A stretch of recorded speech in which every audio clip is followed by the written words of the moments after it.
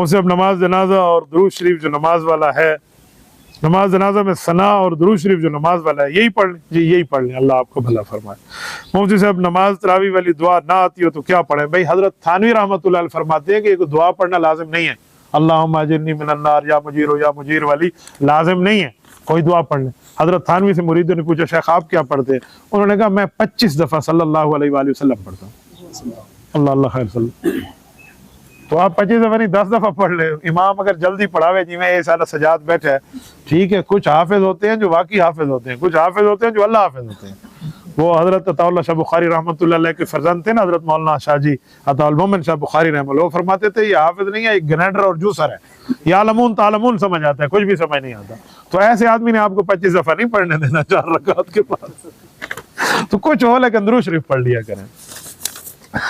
मुफ्ती साहब मैं आपसे बैत हूँ, लेकिन मैंने जिस पीर यानी शेख से तावीज़ लिया है वो आपके साथ ताल्लुक़ रखते हैं, सिलसिला चिश्तिया नक्शबंदिया कादरिया सोहरवर्दी, उसका ताल्लुक़ मुसहज़ी शरीफ से है।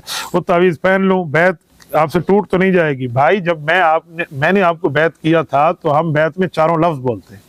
मैं दाखिल होता हूँ सिलसिला चिश्तिया नक्शबंदिया कादरिया सोहरवर्दिया, ये 4 अकाबिर के सिलसिले हैं। इनमें से जिस सिलसिले के आलिम के पास आप बैठें, शेख के पास बैठें, जिक्र पे बैठें, उनसे कोई अहले हक के मदद में जैसे आपने चीज़ इस तरह ले, कोई बात में फ़र्क नहीं है।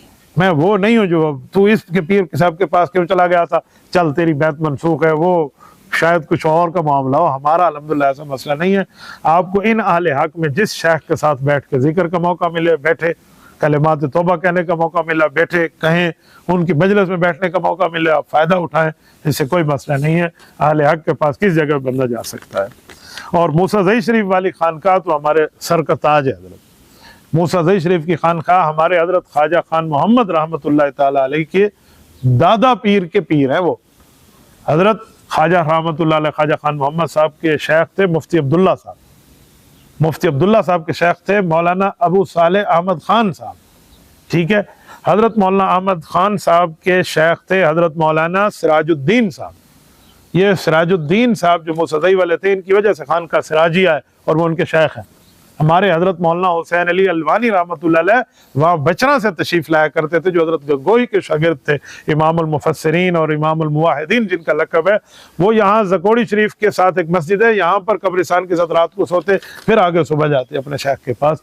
तो यहाँ तो इस खानकाह मूसा शरीफ का दूर दूर तक असर। हजरत मौलाना शहाबुद्दीन साहब आजकल माशाल्लाह उनके जानशीन हैं, तो वो उसको संभाले हुए हैं। तो मुझे खानकाह यासीन जई से कोई मसला नहीं है, तो हमारी अपनी खानकाह है।